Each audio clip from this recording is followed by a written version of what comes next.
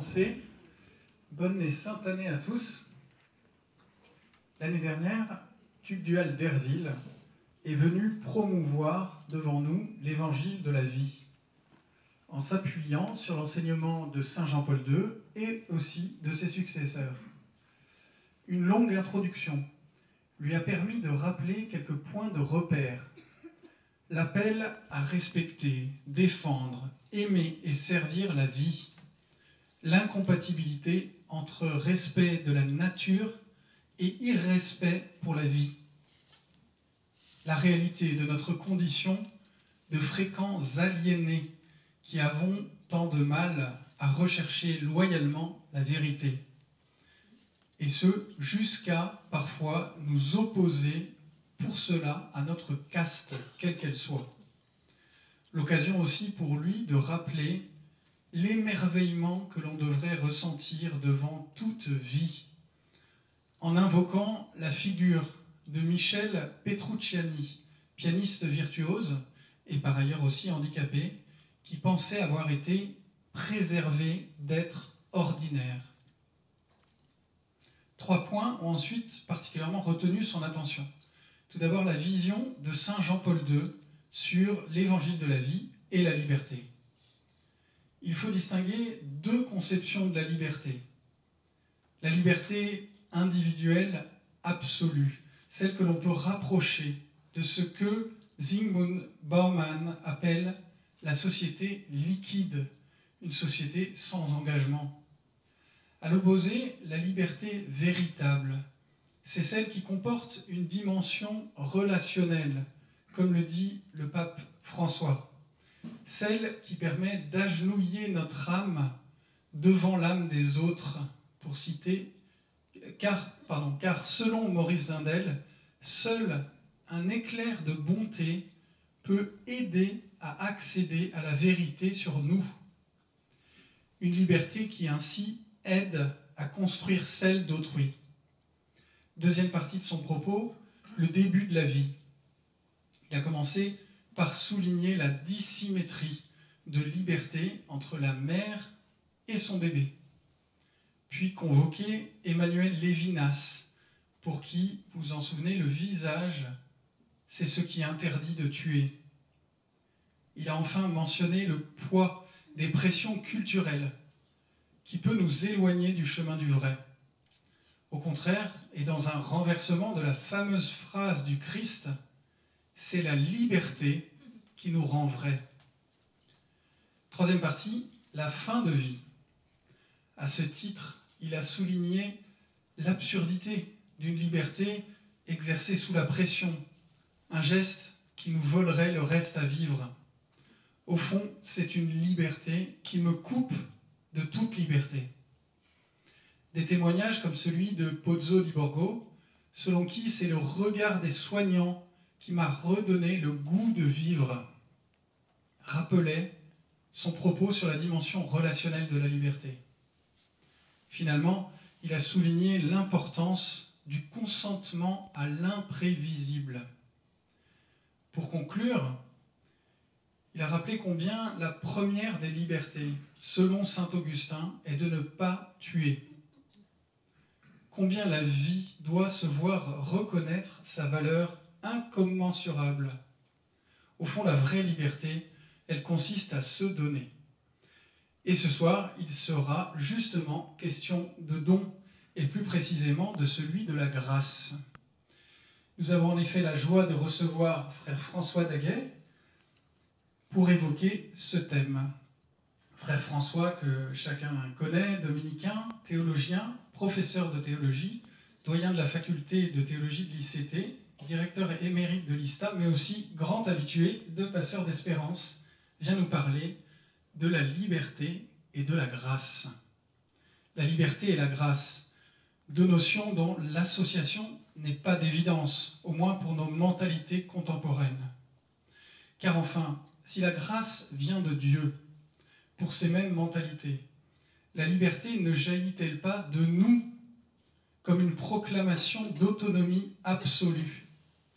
La grâce n'est-elle pas l'ingérence inacceptable d'une sorte de démiurge qui voudrait nous guider vers où nous ne voulons pas aller. Tel le père ou la mère de famille qui rêve que son enfant embrasse une carrière pourtant étrangère à ses vœux profonds. Dans un ouvrage récent, Pierre Manant convoque Pascal, qui dans son dialogue avec les jésuites explore justement cette interaction entre liberté et grâce. On y trouve cette phrase qui semble taillée pour nos mentalités. Le commandement progressiste est qu'on nous laisse libres d'être ce que nous sommes. Voilà qui augure mal du thème de ce soir. À moins, comme nous avons commencé de le voir lors des premières conférences, que la liberté ne soit pas l'acquiescement veule à nos passions du moment, mais l'accomplissement de ce pourquoi notre être même est fait. Auquel cas, la grâce est peut-être ce qui nous aide à distinguer cette finalité et à la rechercher, écartant les tentations et réalisant le bien grâce à celui qui est plus intérieur à moi-même que moi-même. Aussi bien est-ce peut-être ainsi que l'on peut comprendre la phrase de saint Ignace « Prenez, Seigneur, et recevez toute ma liberté, ma mémoire, mon entendement et toute ma volonté, tout ce que j'ai et tout ce que je possède. Vous me l'avez donné, Seigneur, je vous le rends. Tout est à vous. Disposez-en selon votre bon plaisir. Donnez-moi votre amour, donnez-moi votre grâce, elle me suffit. » Alors, je m'empresse de citer également le cardinal Journet à propos d'une mystique anglaise, Julienne de Norwich, qui a dit ce mot « Voyez avec quelle courtoisie Dieu traite sa créature. » La Vierge Marie aurait pu dire non. Il se serait passé autre chose. Il n'insiste pas. Vous pouvez dire non. Ce sera une des douleurs du purgatoire d'avoir passé à côté de tant de ces invitations de grâce, de ces invitations de la grâce divine, douce comme la brise qu'Élie entend passer sur la montagne quand Dieu doit venir. C'est de ce combat, comme dirait Simone Veil, entre la pesanteur et la grâce qu'il sera sans doute question ce soir.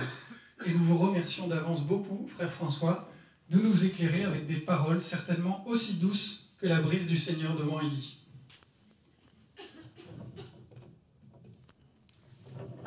Merci beaucoup, Henri. Je n'ai plus grand-chose à ajouter. L'essentiel est dit, n'est-ce pas? Alors on va le déployer peut-être un petit peu. Alors je suis un peu embarrassé, je vous le dis, je l'ai dit aux vaillantes organisatrices, parce que la question qu'on m'a soumise ce soir est une question un petit peu aride et au fond peut-être moins captivante que celle dont vous avez traité avec Tugdual d'Herville à la fin de l'an dernier. C'est un petit peu une question de cours, hein, vous savez, en théologie, la liberté et la grâce, ce qui fait que d'ailleurs l'abbé Jean Arfeux ou l'abbé Duplessis auraient été fort bien placés pour la traiter à ma place, et certainement avec beaucoup plus de talent. Vous n'hésiterez pas à les consulter pour tout ce que vous n'aurez pas compris, ou au contraire ce qui vous aura choqué. En tout cas, les propos introductifs, si juste nous le font comprendre, c'est vrai qu'au fond, c'est une question très, très fondamentale, hein, de la vie chrétienne que nous abordons à travers ce thème, cette question de la relation entre la liberté humaine, n'est-ce pas, et la grâce divine. La liberté humaine, pour le dire simplement, commençant, et vous avez déjà évoqué différentes conceptions de la liberté, mais enfin, retenons simplement pour notre propos ce soir, cette capacité que j'ai de poser des choix libres. Nous en faisons tous l'expérience, n'est-ce pas? Et c'est évidemment au cœur de notre identité personnelle. Le Concile Vatican II le rappelle dans ses passages anthropologiques dans la Constitution Gaudium et Spes, bien évidemment. Et la grâce, eh bien la grâce, elle ne m'est pas moins personnelle, mais elle vient de Dieu, c'est la grâce divine. Là encore, pour le dire rapidement en quelques mots, la grâce, c'est un sens assez précis, si vous voulez, c'est l'effet en moi, l'effet créé en moi, je suis une créature, de l'habitation divine, ou de la présence divine, ou de l'action divine, en tout cas. Hein. Donc, effectivement, on peut concevoir, et beaucoup le font, justement, comme Henri l'a évoqué, une certaine hétérogénéité, si vous voulez, entre ce qui vient de moi et ce qui vient de Dieu. Et au fond, vous voyez, pour nous chrétiens, la question est très concrète. Hein. Comment dois-je vivre si je cherche à faire le bien, hein, car dans une bonne conception de la liberté est pour le bien, hein, pour faire le bien. Mais si je cherche à le faire, comment me comporter? Est-ce que tout vient de moi, ou bien faut-il que je m'en remette purement et simplement à Dieu? Il y va finalement de l'exégèse de la très belle parole de saint Ignace, n'est-ce pas, que nous venons d'entendre. J'y reviendrai peut-être, si j'y pense encore, en fin de propos. En tout cas, voyez-vous, essayons de prendre conscience de cela pour commencer, c'est que si nous sommes chrétiens, nécessairement cette question de l'agir divin en moi, des impulsions divines en moi, se pose, ou doit être posée. Hein. Qu'est-ce que je dois en faire? Comment en tenir compte, n'est-ce pas, dans ma vie courante? Je crois qu'il faut rappeler sans cesse, plus j'avance, plus je reviens à cette vérité tout à fait élémentaire d'ailleurs, la nature humaine, les hommes, vous, moi, hein, quel que soit homme ou femme, peu importe, hein, notre nature n'est pas faite pour fonctionner toute seule, hein, livrée à ses propres forces. Hein. Même si elle était en parfait état, ce qui en plus n'est pas le cas, hein, elle est un peu désordonnée, et parfois beaucoup, hein, chez chacun, hein, il n'y a pas de secret. C'est depuis le péché originel, hein, donc ça ne date pas d'aujourd'hui. Mais indépendamment de ça même, cette nature, elle est faite pour, si j'ose dire, entre guillemets, fonctionner avec la grâce. Pourquoi? Parce que c'est le projet de Dieu que cette union, cette conjonction de l'ordre naturel et de l'ordre de la grâce, de l'humain et du divin. Alors, dans notre agir, il est un. Hein, bon. Quelle est la part de l'humain? Quelle est la part du divin?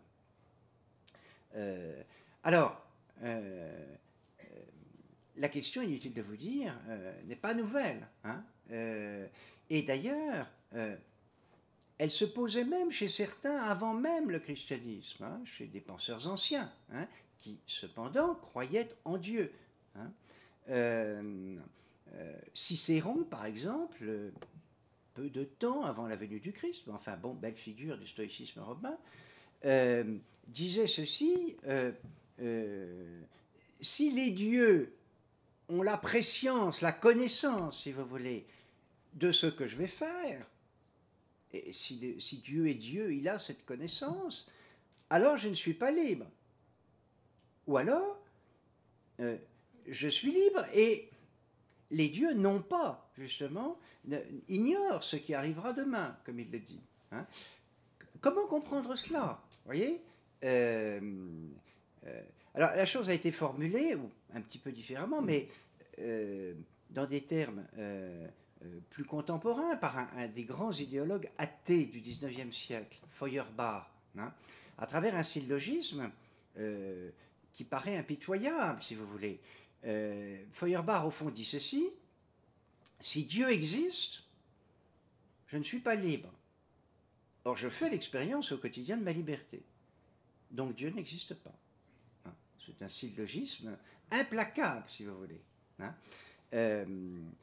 On en redira un mot, hein, parce qu'évidemment il est faux, hein, je vous le dis tout de suite, mais il faudra dire pourquoi. Hein. Donc, vous voyez, la question c'est au fond, mais si j'agis, on va supposer au moins dans un premier temps que je cherche à agir pour le bien, et pour le bien le plus radical, par exemple, choisir Dieu, si vous voulez, en tout cas de le suivre, et d'agir selon les lumières qu'il me donne. Qui est-ce qui agit? C'est moi ou c'est lui agissant en moi? Vous voyez, il y a aussi les paroles de Paul, hein, que vous connaissez. Ce n'est plus moi qui vis, c'est Dieu qui vit en moi, c'est le Christ qui vit en moi. Alors, je ne suis plus moi-même. Comment comprendre cela? Hein? Alors, on va réfléchir un petit peu. Je vous le dis tout de suite, hein, d'une façon un peu scolaire. Hein. Ce soir, c'est pas drôle. Mais enfin, c'est le début de l'année, il fait froid, donc voilà. Hein, c'est la séance aride, hein, austère. Voilà. Après, il y aura le printemps et les séances plus chaleureuses. Bon. Alors, sur cette question, vous voyez, de l'articulation de la liberté humaine, ma liberté, la vôtre, hein, et de la grâce divine, des sollicitations divines, différentes positions. Parce qu'il est inutile de vous dire qu'il y a eu plein de positions différentes, parce que la question n'est pas évidente. Hein, enfin, en tout cas, la réponse n'est pas évidente, et la question est un peu complexe. Alors, une position célèbre, c'est la position du moine Pélage. Hein. Vous avez peut-être entendu, le pape François s'en prend très souvent au pélagianisme. Hein. Donc, ce n'est pas simplement de l'archéologie. Hein. Bon. Pélage, c'est un moine breton, contemporain de Saint-Augustin, qui est un grand esprit, hein, Pélage. Et alors, sa conception était la suivante. Hein. Eh bien, bien entendu, c'est un moine, hein, tout vient de Dieu, ce que je suis vient de Dieu, je lui dois tout. Hein. Mais lorsque je pose un acte bon, un acte d'acquiescement, par exemple quand je dis oui à Dieu, eh bien, ce choix vient de moi. Vous voyez, il ne vient pas de Dieu, il vient de moi. Hein. Même si tout vient de Dieu, si je suis chrétien, je vais le reconnaître quand même, il me revient, comme créature libre, de lui dire oui, mais c'est moi qui dis oui.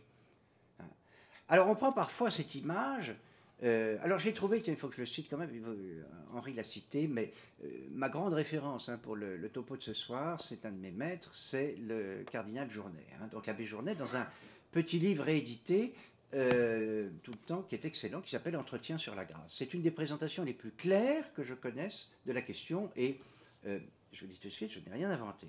Bien.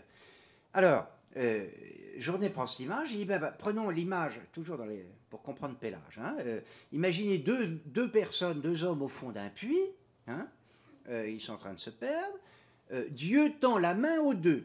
Hein, l'un, moi par exemple, saisit cette main et l'autre la refuse. Bien. Eh bien, pour Pélage, si vous voulez, c'est moi qui suis la cause finalement de mon salut. Bien sûr, c'est Dieu qui va me sauver, mais je suis la cause de cet acte de choix, si vous voulez, que j'ai posé, et à contrario, mon voisin, qui lui n'a pas saisi la main que Dieu lui tendait, est responsable de sa perte, en quelque sorte. Bon, c'est un peu brutal, mais vous voyez l'idée. La position pélagienne, elle exalte la liberté humaine. Ça vient de moi. Alors évidemment, il y a des versions atténuées du pélagianisme. C'est ce qu'on appelle en langage technique, pas très original, le semi-pélagianisme. Alors le semi-pélagianisme, vous le connaissez, parce que je crois que la plupart des bons chrétiens sont semi-pélagiens. Je m'explique. Je dis ça parce que moi je l'ai été longtemps, je vais vous dire pourquoi. Hein. L'idée, c'est la suivante. On ne va pas dire que je suis totalement l'auteur de mon choix positif. Je vais reconnaître que Dieu accompagne mon choix. Voyez-vous, donc je ne suis pas le seul responsable. Dieu est dans le coup aussi, mais il accompagne mon choix.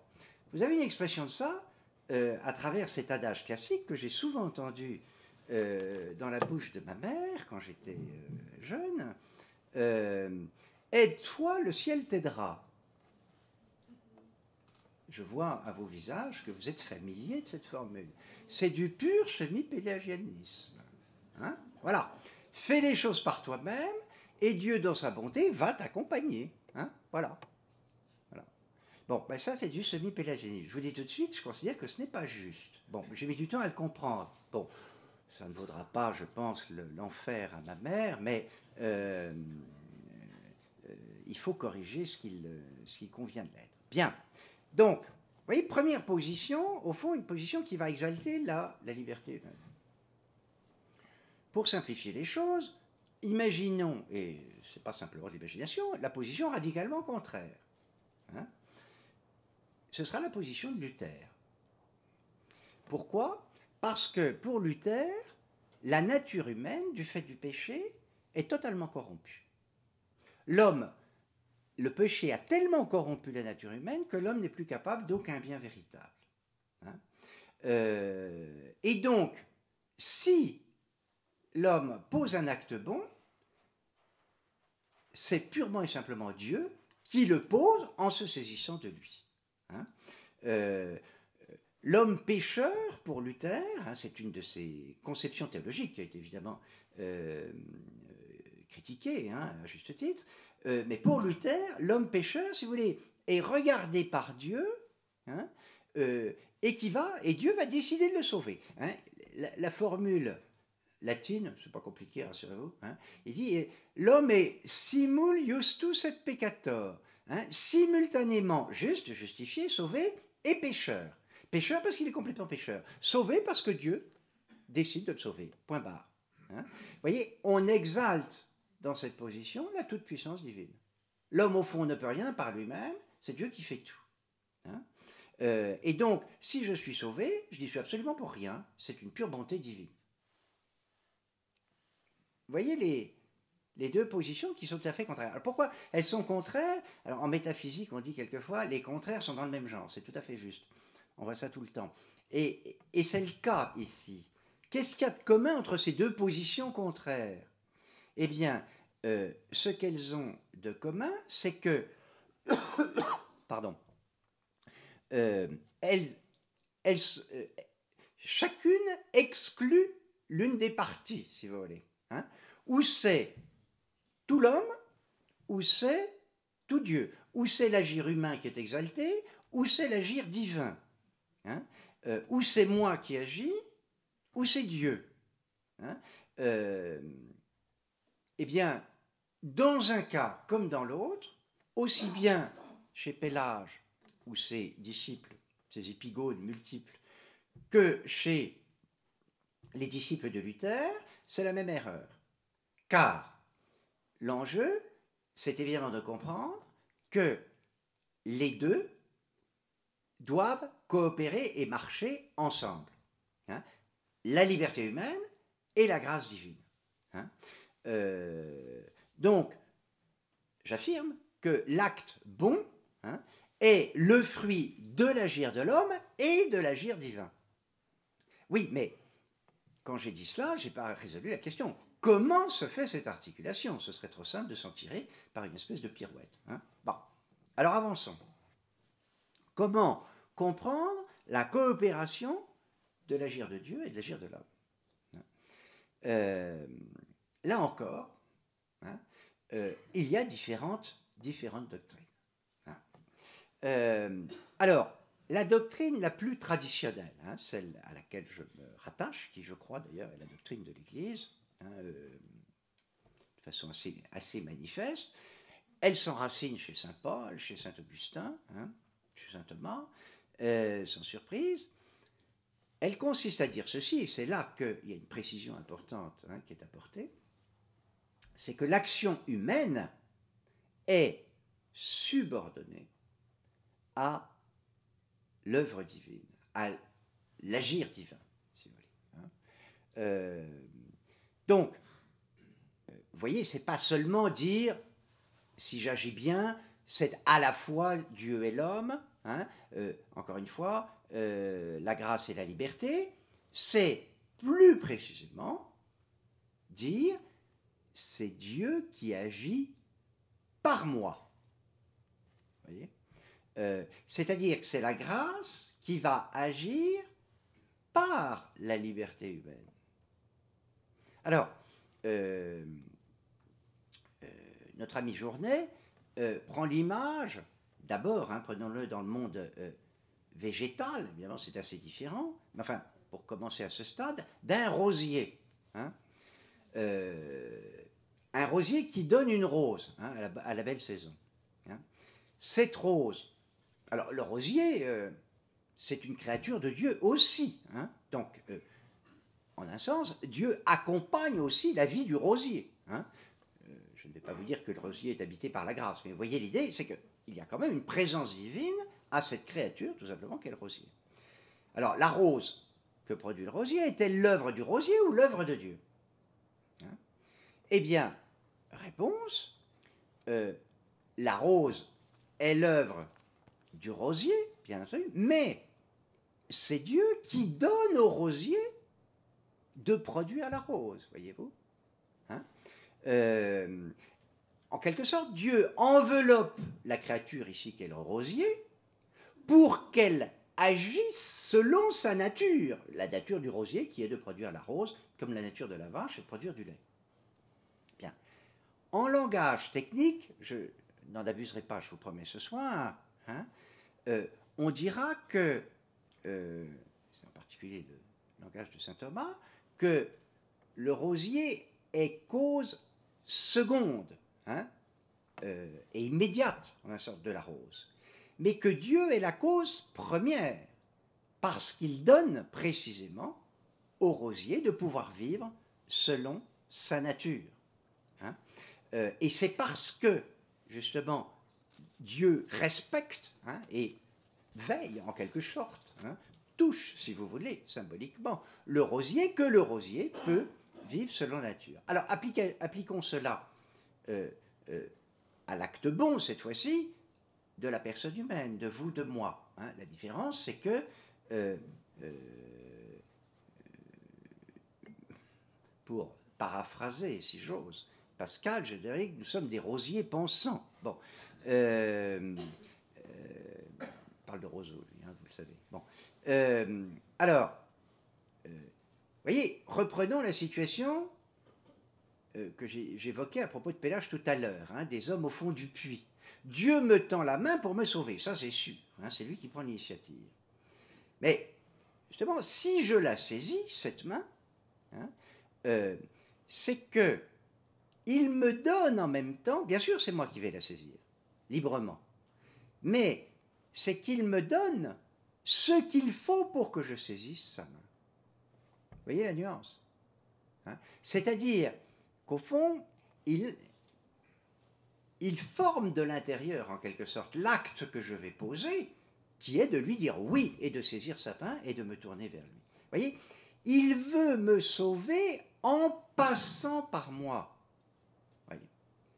Alors j'insiste un petit peu, parce que la phrase si chère à Journet de Julienne de Norwich, hein, voyez avec quelle courtoisie Dieu agit chez nous, est infiniment juste. Elle exprime quoi?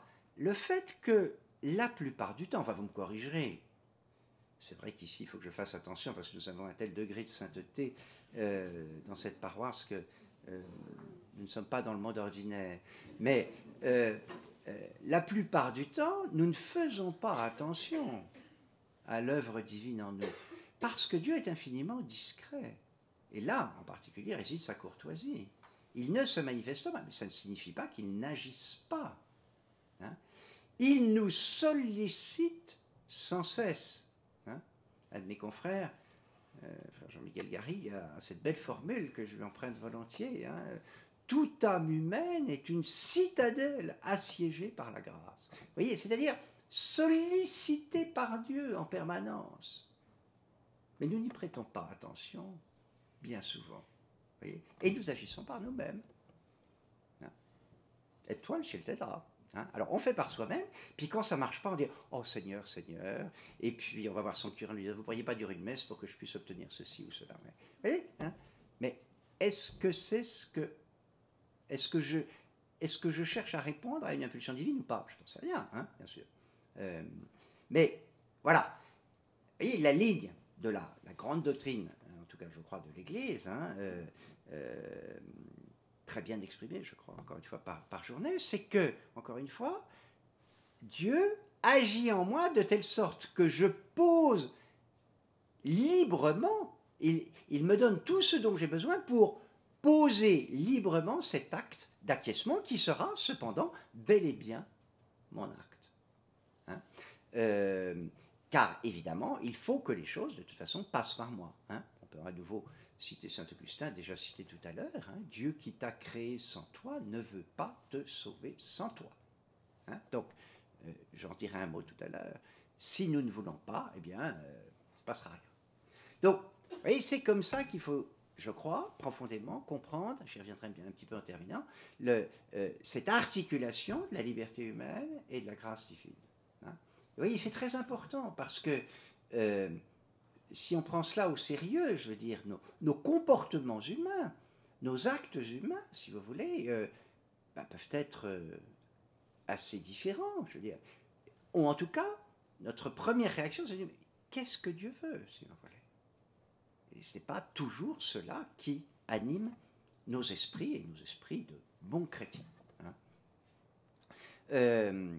Alors, vous voyez, différente de cette doctrine, vous voyez, qui ne met pas les deux sur le même plan, hein, il y a la doctrine qui a eu un gros impact d'un jésuite du XVIe siècle, portugais, hein, grande figure humaniste, hein, qui s'appelait Molina. Hein. Et alors, la conception de Molina, qui n'est pas juste à mon sens, consiste à dire, alors évidemment, Molina tient fermement pour le coup qu'il y a à la fois l'agir humain et l'agir divin, simplement il les met, si vous voulez, sur le même plan. L'image que l'on peut prendre, vous savez, on a ça en tête, hein, c'est deux chevaux qui sont sur la rive d'un canal, par exemple, hein, et qui traînent une barque, un navire, enfin une felouque, que sais-je. Voyez, alors l'idée, simplement, c'est qu'il y a deux chevaux, si vous voulez, deux moteurs en quelque sorte, n'est-ce pas, qui réalisent une seule action. L'erreur, à mon sens, encore une fois, de Molina, et c'est pour ça qu'il a été très critiqué, c'est justement encore une fois, de mettre sur le même plan simplement l'agir humain et l'agir divin, hein, vouloir les tenir en même temps. Et d'une certaine façon, on retrouve en fait, pour une part, hein, des conceptions de Pelage. Bon, enfin, je ne vais pas rentrer dans le détail. Donc, voilà, en tout cas, me semble-t-il, comment nous sommes invités à considérer, si vous voulez, cette présence agissante, hein, de la grâce en nous. En termes techniques, c'est ce qu'on appelle les grâces actuelles, si vous voulez, c'est-à-dire les sollicitations, hein, que Dieu m'adresse, et encore une fois, qu'il m'adresse très souvent. Hein. Henri, tout à l'heure, évoquait la possibilité de passer sur le purgatoire à contempler toutes les sollicitations auxquelles nous n'aurons pas été dociles. C'est une chose qui m'a toujours frappé, et sans doute un peu inquiété.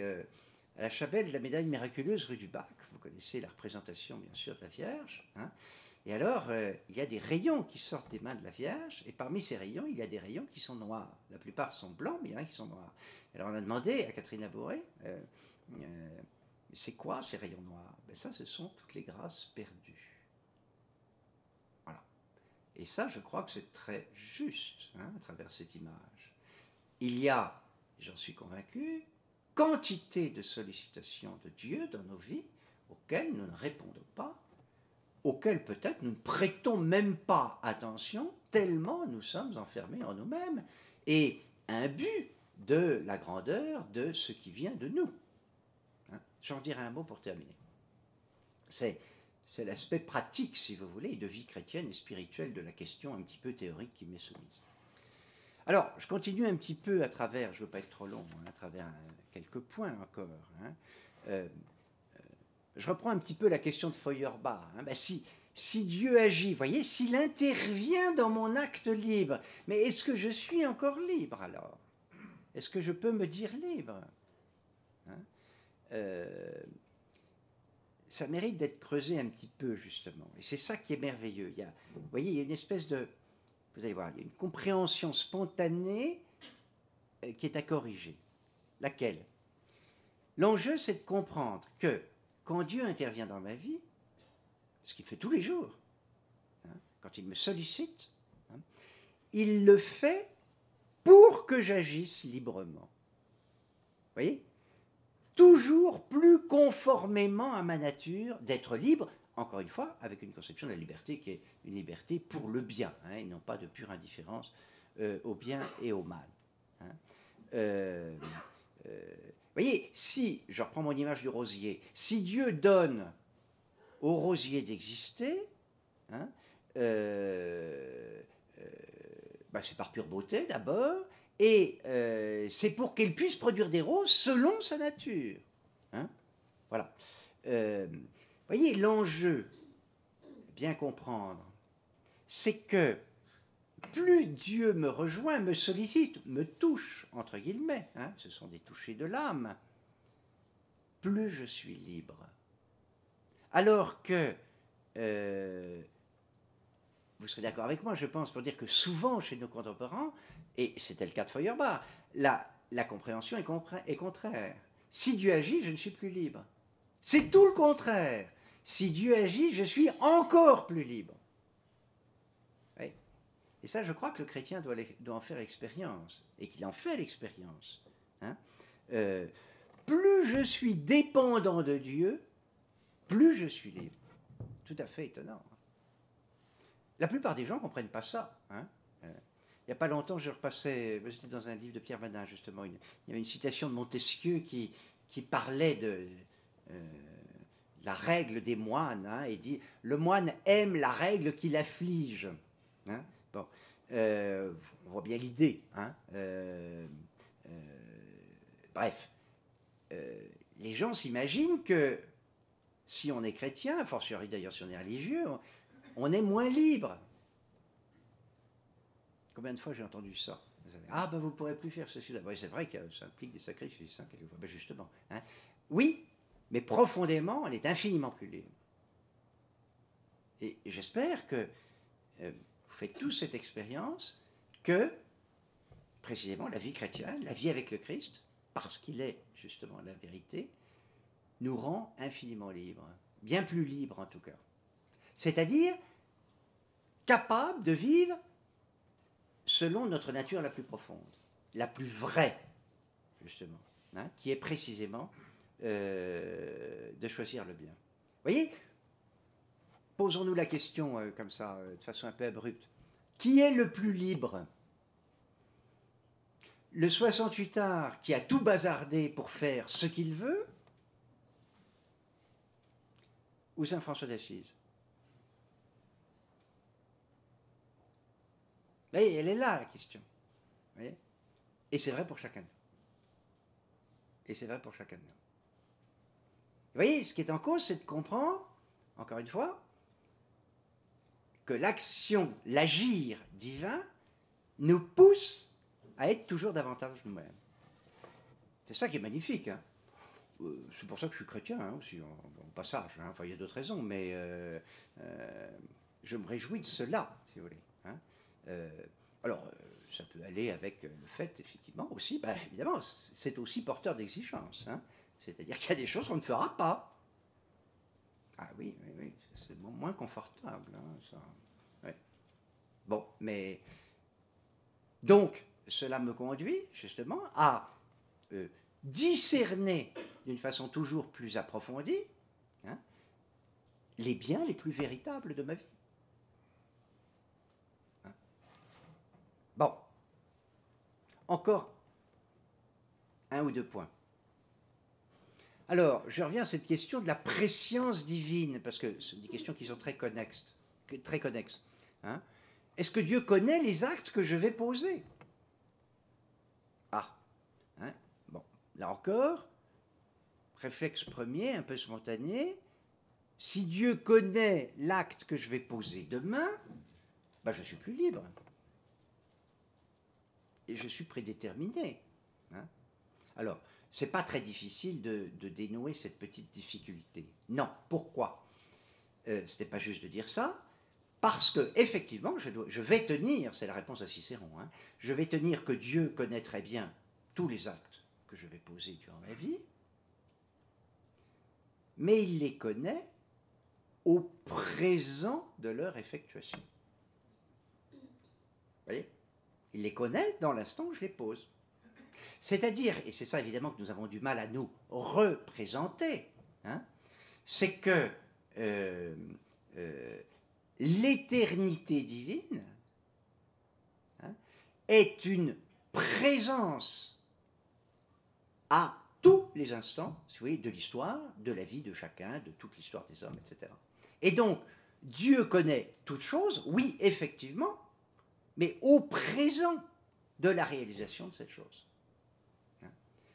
Donc, oui, Dieu connaît de toute éternité l'acte que je vais poser demain, ce soir, mais il le connaît au présent de son effectuation. Et donc je suis toujours parfaitement libre, si vous voulez, de le poser. Ce n'est pas parce que Dieu le connaît que je ne suis pas libre, puisqu'il le connaît, en fait, au présent. Tous les instants de l'histoire, de mon histoire, ma petite histoire misérable, sont présents à la connaissance divine, justement, en leur présent. Alors que nous, évidemment, nous avons beaucoup de mal, évidemment, à concevoir cela. Journel, là encore, prend l'image, ce n'est qu'une image. Vous imaginez une caravane qui chemine, je ne sais pas quoi, dans le désert. Bon, alors, si je suis précisément dans le désert et que je vois la caravane passer, si vous voulez, elle défile, il y a un commencement, un milieu, une fin, et donc il y a une consécution, si vous voulez, entre les instants. Mais si je suis, ce n'est qu'une image, en haut d'une montagne, si vous voulez, où je surplombe justement la plaine dans laquelle la caravane est en train de passer, je la vois d'un seul tenant. C'est un peu comme ça que Dieu voit les choses, si vous voulez. Il les voit tout en même temps, mais au présent de leur situation. Donc, vous voyez, et c'est là qu'il faut peut-être corriger d'ailleurs le vocabulaire, qui est un petit peu trompeur. Le vocabulaire de la préscience, de la connaissance par avance. Dieu ne connaît pas littéralement d'avance. Il connaît au présent, mais au présent de tous les instants de ma vie. Vous voyez, sinon, on risque de comprendre la préscience d'une façon erronée. En tout cas, la conséquence importante pour nous, et très rassurante, c'est que, je le répète, le fait que Dieu connaisse mon acte ne signifie pas que je ne suis pas libre de le poser. Bon, je vous prends encore quelques minutes. J'évoque quand même la situation, il faut le faire, de l'acte mauvais. Car là, j'ai présupposé, je me suis mis dans l'hypothèse que je cherchais à poser un acte bon, c'est-à-dire ordonné au bien, et si possible d'ailleurs au bien suprême qui est Dieu. Mais justement, je peux également, bien sûr, poser l'acte de refus de Dieu. Alors, est-ce que je vais raisonner de la même façon?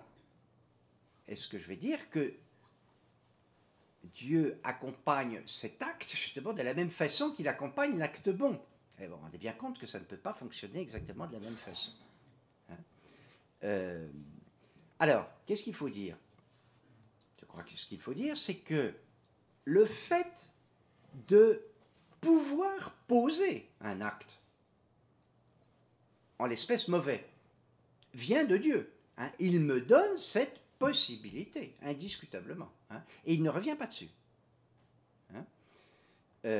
Mais, pour le coup, le fait de faire le choix du mal, donc de poser un acte mauvais, vient de moi, ne vient pas de Dieu. Il vient de moi seul. Donc nous avons, bien sûr, et nous l'expérimentons bien, bien entendu, cette possibilité, n'est-ce pas, de nous détourner de l'acte bon et de Dieu lui-même, et ce détournement vient de notre seule volonté, bien entendu. Vous savez, Thérèse d'Enfant Jésus avait été hantée un petit peu par cela, et elle a cette jolie phrase dans son écrit, elle dit à Dieu, ôte-moi la liberté de t'offenser. Je sais très bien que Dieu ne va pas lui retirer de la liberté de l'offenser, puisqu'il nous a créés libres. Alors, c'est une... comment dire, elle fait de l'humour. Elle sait très bien qu'elle ne peut pas. Mais en même temps, elle met en lumière la conscience qu'elle a du vertige, du risque énorme associé au fait que nous sommes des créatures libres. Nous pouvons dire non. Hein, l'histoire biblique nous enseigne que c'est arrivé de façon tragique à l'origine des temps et que ça continue chaque jour qui passe. Hein. Alors, je reprends mes catégories de tout à l'heure. Vous voyez, dans un acte bon, hein, comme tout à l'heure, je disais Dieu est cause première, si vous voulez, et accompagnante, enveloppante, si vous voulez. Et l'homme agit comme cause seconde selon sa nature. Dans l'acte mauvais, la différence, c'est que c'est l'homme qui est cause première. Vous voyez, de son choix moral, hein, de cet éloignement de Dieu. Hein, et alors, qu'est-ce qui se passe dans ce cas-là? C'est que le choix que je pose pour le mal, en faveur du mal, n'est-ce pas, au fond, réduit à néant les sollicitations divines qui, elles, me poussent au bien. Hein, bon, il y a quantité de romans qui illustrent ça. Hein, je pense au Soulier de Satin de Claudel, on voit ça. Hein, il a très bien mis ça en scène. Hein, donc, voyez, l'asymétrie qu'il y a radicalement, c'est Jacques Maritain qui a beaucoup mis ça en lumière, hein, l'asymétrie qu'il y a entre l'acte bon et l'acte mauvais. Hein. Dans l'acte bon, Dieu a l'initiative, il sollicite ma liberté, et je pose un acte libre en réponse, en accord, en acquiesçant aux sollicitations divines. Dans l'acte mauvais, c'est l'homme qui a l'initiative, seul. L'homme est capable de briser, hein, alors, le vocabulaire de Maritain de Journet, par exemple, hein, l'émotion, justement, divine, hein, c'est-à-dire l'émotion de la grâce, ce par quoi Dieu me sollicite. Hein, ce que l'on appelle, dans la théologie classique, hein, la grâce suffisante, alors celle dont Pascal se moque en disant « Ah, cette grâce suffisante qui ne suffit pas elle est suffisante parce qu'elle nous accompagne et elle nous apporte tout ce dont nous avons besoin pour poser un acte bon. Mais nous pouvons dire non. Donc, cette grâce suffisante n'est pas toujours efficace, parce que son efficacité, au fond, passe par mon choix libre. Hein. Alors, il arrive quelquefois que des motions divines soient souverainement efficaces. Exemple, demain, ce soir même, première vigile, nous célébrons la conversion de Saint Paul. Vous connaissez l'histoire de Saint Paul sur le chemin de Damas. Alors, voilà, hein, une motion divine terriblement efficace. Hein. Bon, mais vous conviendrez avec moi que ce n'est pas le mode ordinaire, courant, d'action de Dieu dans nos vies. Oui, ça peut arriver, hein. Ça peut arriver. Bien, ça arrive peut-être plus souvent qu'on ne le croit d'ailleurs. Hein. Bon, ils prennent les choses en main et que on n'est qu'à exécuter. Hein. Mais d'ordinaire, non, ils nous sollicitent, et ils nous sollicitent tout le temps, hein, et ben, nous acquiesçons ou pas. Voilà. L'erreur des jansénistes, et qu'on perçoit d'ailleurs chez Pascal, hein, consiste, c'est un peu une autre question, à dire précisément que il n'y a pas de grâce simplement suffisante, qu'il n'y a que des grâces efficaces, simplement que Dieu ne donne pas ces grâces efficaces qui font choisir le bien à tout le monde.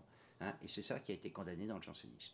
Hein, bon, je ne vais pas rentrer dans le détail. Hein. Dernière petite remarque, cet acte mauvais que je pose, et qui vient de moi comme cause première, encore une fois, par lequel je me refuse, au fond, aux sollicitations divines. Hein? Dieu le connaît-il? Bien sûr, il le connaît. Même chose, il le connaît, c'est ce que je disais tout à l'heure, au présent de son effectuation. Mais comment le connaît-il? Petite précision au passage. Hein? il le connaît par la privation que représente ce mal. Le mal n'a pas d'exister propre. Il n'a pas d'être propre, si plus exactement. Il est pure négation du bien. Là encore, c'est quelque chose qu'on a du mal à saisir quelquefois. Vous voyez ? Et donc, le mal n'est connu que par le bien dont il est la privation, que comme étant la privation d'un bien. Donc quand je choisis le mal, Dieu connaît mon acte, bien entendu, et il connaît ce mal que je choisis, non pas en soi, hein, saint Thomas, cette belle formule, Dieu n'a pas idée du mal, parce que le mal est pur néant. Et c'est ça qu'il faut bien comprendre. C'est une chose qui me frappe beaucoup dans les écrits spirituels de sainte Catherine de Sienne.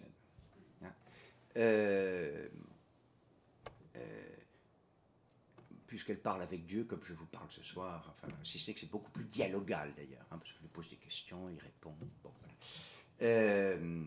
Et ce qui me frappe beaucoup dans ces échanges, quand il parle du mal, Dieu n'arrête pas de lui dire le mal est pur néant. Et dans les paroles de Catherine, d'ailleurs adressées aux hommes, c'est très frappant quand elle s'en prend par exemple aux cardinaux pervertis, etc., qui sont une de ses cibles favorites. Elle leur dit, mais son discours n'est pas tellement moral. Nous, on dirait, vous n'avez pas honte de vous comporter comme ça. Et elle leur dit, mais vous n'avez pas honte de choisir le néant alors que vous êtes fait pour l'être? Oui. Le mal est du néant. C'est un néantement de choisir le mal. Voyez, voyez la symétrie radicale entre le bien et le mal. Hein, on la retrouve là. Hein. Donc, en tout cas, ce que nous pouvons dire, c'est que Dieu connaît ses actes, mais qu'il va continuer, si vous voulez, toujours à nous harceler, hein, par sa grâce, même si je choisis le mal, et ce mal dans lequel je peux m'endurcir en le choisissant, en le répétant, etc., hein, et jusqu'à mon dernier souffle, et peut-être même après, je n'en sais rien, Dieu va solliciter la liberté humaine pour qu'elle choisisse le bien. Et vous savez que c'est pour ça qu'il faut prier pour les mourants et même pour les personnes qui viennent de mourir, hein, car nous ne savons pas ce qui se passe, hein, et que c'est probablement le moment de l'ultime détermination, hein, pour ou contre Dieu. Et ce choix libre que Dieu lui-même ne peut pas retirer de nous-mêmes, dont il ne peut pas nous priver. Je ne veux pas être trop long, 2 mots de conclusion. Que dire après tout cela, hein, en soulignant encore une fois cette dissymétrie radicale, hein, entre l'acte bon et l'acte mauvais, hein, la primauté de l'agir de l'homme dans le cadre de l'acte mauvais, la primauté de l'agir divin dans le cadre de l'acte bon. Il me semble encore une fois que l'enjeu pour nous, hein, en termes de vie chrétienne, c'est vraiment cela, c'est de rechercher et d'avoir le souci, la préoccupation de cette docilité aux sollicitations de la grâce dans nos vies. Et encore une fois, je crois que nous vivons trop comme des semi-pélagiens. Oui. Je fais, puis il faut que Dieu suive, hein, qu'il accompagne. Alors il est bon, il le fait souvent, mais est-ce bien de Dieu? Voyez. C'est assez frappant, vous vous poserez la question, je vois ces figures de saints là qui nous entourent. C'est très frappant au fond, dans les biographies des saints qui nous sont données justement pour nous faire réfléchir, hein, et nous enseigner, quelle que soit leur extraordinaire diversité, hein, leur état de vie, hein, que ce soit des prêtres, des religieux, des religieuses, des laïcs, etc., qu'est-ce qu'ils ont en commun? Toujours d'avoir sans cesse recherché la volonté de Dieu. Et se poser la question, qu'est-ce que Dieu veut que je fasse? Là, aujourd'hui, demain, oui, ce soir. Et ceci est bien caractéristique, voyez-vous, de la sainteté. Et donc, chercher les lumières que Dieu m'adresse pour essayer d'en vivre et d'agir selon, encore une fois, ses inclinations, qui ne violeront jamais ma liberté. Je vous remercie.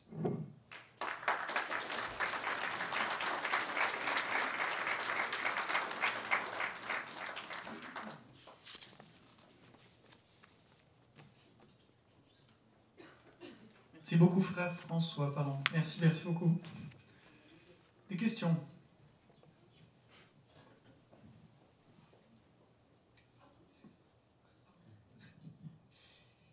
Dans l'acte mauvais, je renie absolument pas la liberté entière que nous avons de choisir le mal. Est-ce qu'il n'y a pas aussi une cause seconde qui est la sollicitation de Satan, qui quand même aussi... voilà, essayer de nous cacher les yeux, quoi, pour pas voir les grâces qui nous appellent à faire Bien le sûr. bien. Je suis allé à l'essentiel. Hein. Il y a de nombreux conditionnements aux actes que je pose. Hein. Il y a des conditionnements intérieurs et il y a des conditionnements extérieurs. Et ils vont jouer, justement, tous. Exemple de conditionnement intérieur. Ce dont je suis porteur, quelquefois par ma faute et quelquefois malgré moi. Hein, si j'ai grandi au milieu d'un monde de malfaiteurs, je ne sais pas, dans une favela du Brésil où qu'on m'a éduqué pour être un parfait criminel dès l'âge de 7 ans, il est évident qu'il y a des tas de facteurs qui vont jouer, si vous voulez. L'atavisme aussi, d'ailleurs, peut jouer, si vous voulez. Hein. Donc, je n'ai pas dit, je n'ai pas évoqué, vous avez tout à fait raison de soulever cette question, ces conditionnements qui peuvent jouer. Alors, conditionnement intérieur et puis conditionnement extérieur. Ces conditionnements extérieurs, ils sont multiples et ils sont bons ou mauvais, précisément. Alors, il y a en particulier, puisque vous évoquez l'ordre des tentations, bien entendu, ce sont les sollicitations mauvaises qui nous sont adressées, et en particulier, en bonne théologie, tout simplement par les disciples du démon. Hein, et ce sont les tentations, tout simplement. Hein, qui précisément vont... prenez l'image bien connue, n'est-ce pas, de Milou dans Tintin. Hein, voilà, qui oscille entre le fait de boire les dernières gouttes de whisky de la bouteille, hein, et le fait de porter le message qu'on lui a confié qui va sauver la vie de Tintin. Hein. Bon, il y a d'autres épisodes de ce genre, vous voyez ce que je veux dire. Magnifique illustration des tentations bonnes ou mauvaises, si vous voulez, qui peuvent nous être adressées, en particulier en bonne théologie, par les anges. Hein.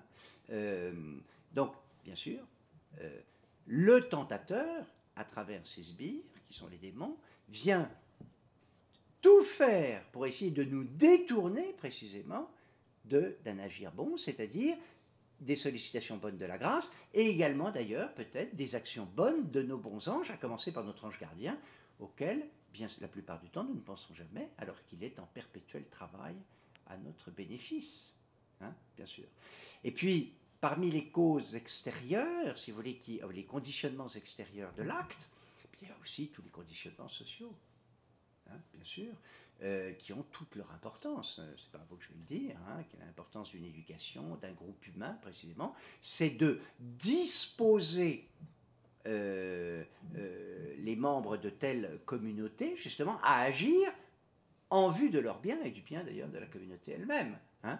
Et ça, les anciens l'avaient déjà compris, hein, toute la valeur pédagogique de la loi, etc., comme incitation au bien, si vous voulez, comme accompagnement de l'agir et contribution, si vous voulez, à l'acte libre en vue du bien. Donc il y a évidemment tout un monde, hein, je réponds à votre question, j'aurais dû l'évoquer, tout un monde de conditionnement, encore une fois intérieur ou extérieur, qui enchasse, si vous voulez, l'acte libre que je vais poser. Et il y a des... vous savez, Jean-Paul II avait c'est lui, hein, qui a mis ça en lumière. Il a vraiment fait œuvre de théologien quand il a développé cette théologie des structures de péché, précisément. Dans les sociétés humaines, y compris l'Église, hein, dans certains cas, on le voit bien, il peut y avoir des structures, des phénomènes structurels qui ont pour effet justement de conditionner, d'influer justement sur l'agir des membres de la société pour les conduire à des actes mauvais. De la même façon qu'on cherche en principe plutôt à édifier des structures de bien à l'intérieur des sociétés humaines, à commencer par la famille.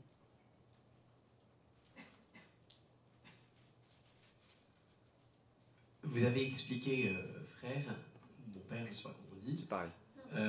Que l'action de Dieu, la grâce, avait la primauté dans l'acte bon que pose l'homme, que peut poser l'homme. S'il y a rupture de l'état de grâce, comment est-il possible que je puisse ensuite poser un acte bon en me réconciliant avec le Seigneur?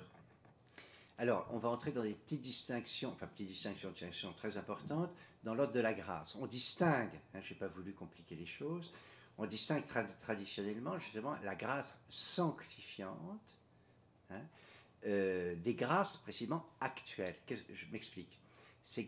La grâce sanctifiante, c'est celle qui nous établit dans l'amitié divine, si vous voulez, de façon habituelle. On dit, saint Thomas dit, c'est une grâce habituelle au sens où elle est installée en nous, si vous voulez, c'est cette présence de la vie divine agissante dans notre vie.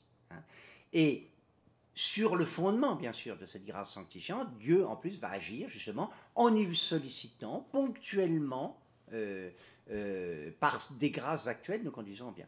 Si d'aventure, je me suis éloigné de Dieu, ou peut-être que je ne l'ai jamais rencontré, et que je ne suis pas habité par cette grâce sanctifiante, justement. Eh bien, que se passe-t-il ? Eh bien, Dieu ne cesse pas pour autant de me solliciter. Simplement, sa sollicitation, si vous voulez, va se faire plus, entre guillemets, évidemment ça se passe intérieurement, si vous voulez, mais de façon plus extérieure, il n'aura pas le support, si je puis dire, de la grâce sanctifiante, ordinaire, habituelle, si vous voulez, pour agir en moi. Mais ça ne veut pas dire qu'il ne va pas harceler la citadelle que je suis, et au contraire, il va, si j'ose dire, surabonder en sollicitation, parce que précisément, il veut me remettre ou me conduire à cette situation d'amitié divine qui, encore une fois, ne va pas faire nécessairement que je vais poser automatiquement que des actes bons. Mais voilà. C'est un des sens de la parole de saint Paul dans l'Épître aux Romains, là où le péché a abondé, la grâce a surabondé. Alors, il faut pas mal la comprendre, en disant, allez, péchons, comme ça il y aura surabondance de grâce. Non, c'est qu'il faut que, comme le dit très bien saint Thomas, qui a tourné un petit peu autour de la formule avant de nous donner la très belle interprétation qu'il a sienne, il dit, mais on n'a pas besoin de plus de grâce, on a besoin de grâce pour plus de choses. Parce que, évidemment, le péché nous a éloignés de Dieu. Donc, il faut que Dieu suragisse, en quelque sorte, pour nous inciter, n'est-ce pas, à nous remettre, si vous voulez, sur le bon chemin. J'ajoute, je fais quand même un petit addendum à ce que je viens de vous dire. Là encore, je vous présente les choses d'une façon très, très scolaire. Existentiellement parlant, je vous rappelle que aucun de nous n'est juge de son état de grâce. C'est la parole géniale de sainte Jeanne d'Arc, à ses juges, évidemment, qui voulait la mettre en embarras sur ce terrain. Jeanne, êtes-vous en grâce?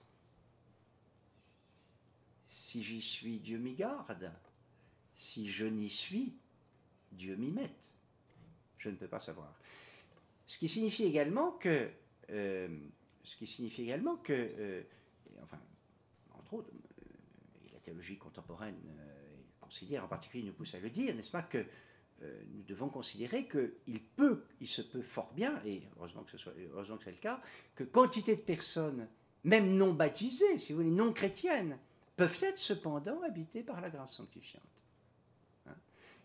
Précisément parce qu'elles n'auront pas posé en elles-mêmes de refus à ces sollicitations de la grâce, ce qui fait que, en quelque sorte, Dieu peut venir s'y installer, si vous voulez. Quand le Concile Vatican II dit que, très explicitement, que des non-chrétiens peuvent parvenir au salut, on ne peut pas parvenir au salut sans la grâce sanctifiante, ça signifie bien qu'on reconnaît la possibilité de cette grâce sanctifiante. Ça veut dire quoi? Ça veut dire que Dieu passe partout où il peut et qu'il est totalement libre des moyens. Et quand il n'a pas l'économie des sacrements pour telle catégorie de personnes qui n'y ont pas accès, il fait autrement. Voilà. Simplement, c'est son secret. Nous ne le savons pas, ni pour nous, ni pour les autres. Ce qui devrait nous plonger dans une assez grande humilité.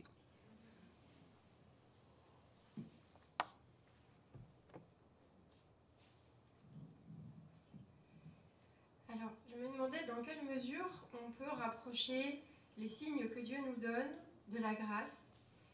Moi, j'ai souvent entendu parler des signes un peu comme du doigt de Dieu qui intervient dans notre vie. Et les convertis parlent aussi beaucoup des signes qui les ont vraiment poussés dans leur liberté humaine à choisir Dieu. Et est-ce qu'on ne peut pas imaginer que ces signes sont plus le fait de la foi de chacun et que selon le degré de foi en quelque sorte, on y voit un signe ou on ne le voit pas? Ou est-ce que vraiment les signes, c'est la grâce? Je ne sais pas si les signes de Dieu ont une réalité théologique. Quel type de signes évoquez-vous? On entend souvent dans les conversations dire c'est un signe que Dieu m'a donné, que je devais faire ce choix-là, et effectivement le choix s'est avéré bon. Alors, est-ce que c'est un peu du ressenti, ou est-ce que c'est une présence, est-ce que c'est la grâce qui agit? C'est très délicat, cette lecture des signes. Il ne s'agit pas de dire qu'il n'y en a pas. Hein, mais leur interprétation et leur qualification comme venant de Dieu n'est pas évidente. Hein. On s'en rend bien compte d'ailleurs. Hein. Est-ce que c'est bien, il m'est arrivé ceci, est-ce que le Seigneur me fait signe ou pas? Quelquefois on peut en avoir une certitude intérieure très forte. Et d'autres fois on s'interroge, on ne sait pas. Souvenez-vous de l'évangile, des évangiles. Hein. Jésus pose des signes, hein, ô combien, et des signes très, très manifestes, hein, miracles, c'est ce qui fait courir les foules. Et cependant, il dit bien, vous venez à moi parce que vous avez eu des signes. Et ce ne sont que des signes, justement. Et le signe, qu'est-ce qu'il signifie? Berfeu vous en parlera mieux que moi, lui qui donne un cours sur le sacrement du baptême. Il pose une relation de signification, hein, entre le signe, précisément, et ce qu'il signifie.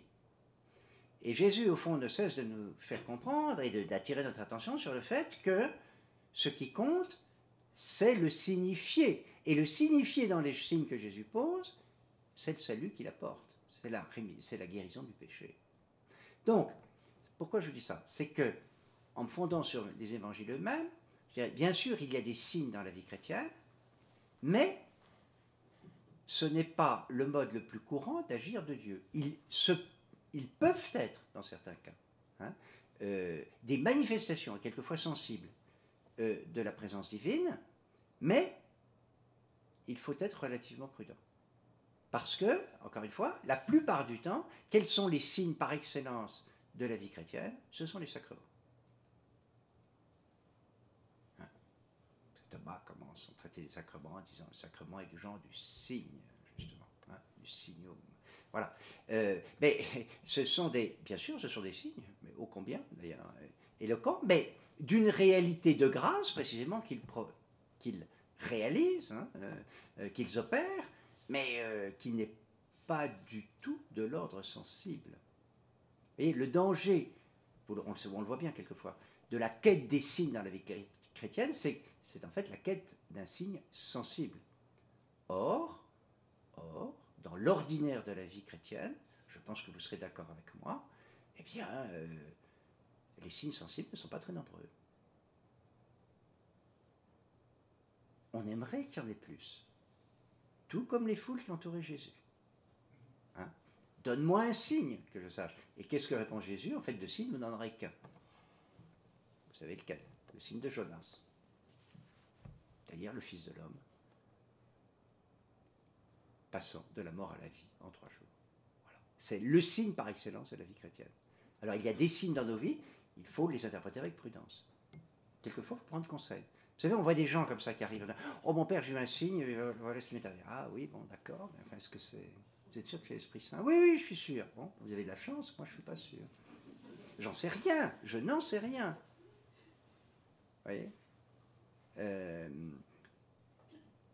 Je serais tenté de dire, il me semble que le bon Dieu est assez économe des signes sensibles.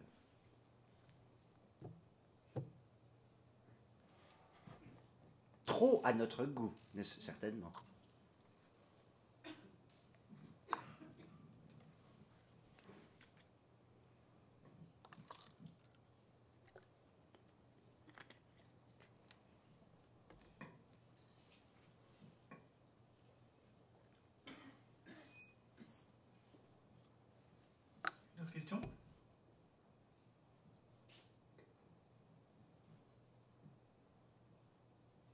Peut-être une question, puisque notre bon curé ne se contente pas de la sainteté que vous avez citée, il veut aussi faire de nous des missionnaires, c'est inclus dans la sainteté sans doute, et donc je me pose la question de nos contemporains, comment peut-être leur faire toucher du doigt cette réalité que ben voilà, cette interaction entre la liberté et la grâce n'est pas aussi, ne fait pas de l'action de Dieu quelque chose d'aussi hétérogène qu'ils le pensent. Comment leur faire voir ça?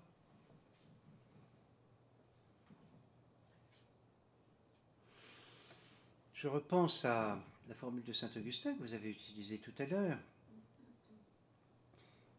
Dieu plus intime à moi-même que moi-même.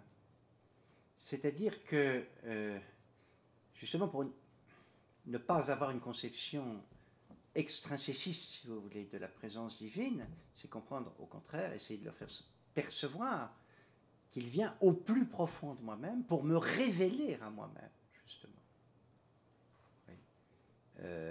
Et essayer justement de leur faire valoir, ce sur quoi j'insistais un tout petit peu tout à l'heure, que loin de peser ou d'obérer ma liberté, il veut au contraire la magnifier, si vous voulez.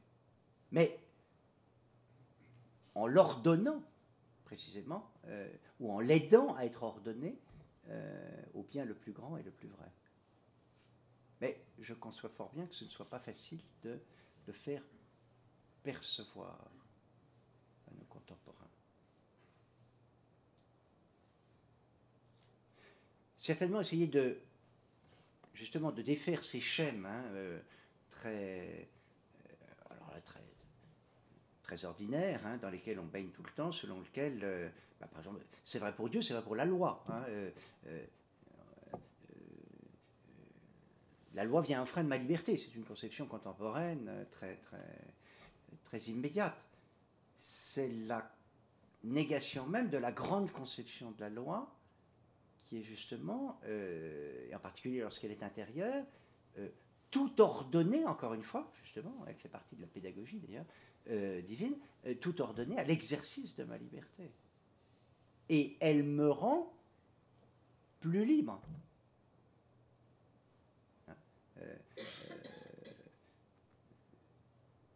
C'est un contexte un petit peu différent, mais je pense, en vous parlant, à cette phrase, est-ce que je vais la retrouver, du père Lacordaire, qui est très belle d'ailleurs, qui dit entre le riche et le pauvre. Le faible et le fort, non? C'est ça, c'est entre le faible et le fort, entre le riche et le pauvre, c'est la loi qui libère et c'est la liberté qui opprime. Enfin, on voit l'idée, justement. Donc, il faut essayer de défaire ces schèmes un peu spontanés dans lesquels, justement, on vit, et notamment qui reposent d'une façon ou d'une autre sur une espèce de conception, vous l'évoquiez tout à l'heure en commençant, d'absolutisation de la liberté.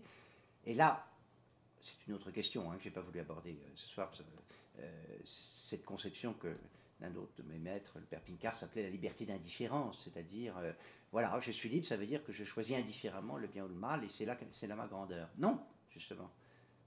Conception erronée de la liberté. La liberté est faite pour le bien, vous voyez, comme je vous l'ai fait apparaître. Il y a une asymétrie radicale dans tous les domaines entre le bien et le mal. Et nous vivons, et nous plaisons à vivre dans l'indifférence au bien et au mal. Et nous croyons qu'être libre, c'est pouvoir indifféremment choisir ce que l'on veut. Non. Être libre, c'est choisir le bien.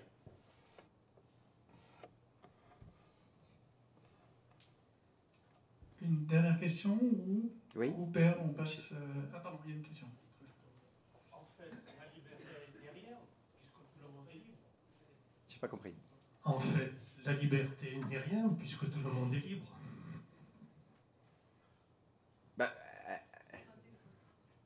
En poussant le trait, ultimement, oui, on aboutit à cela.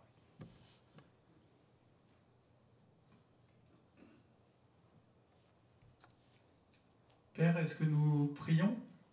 Un grand merci, frère François, encore une fois.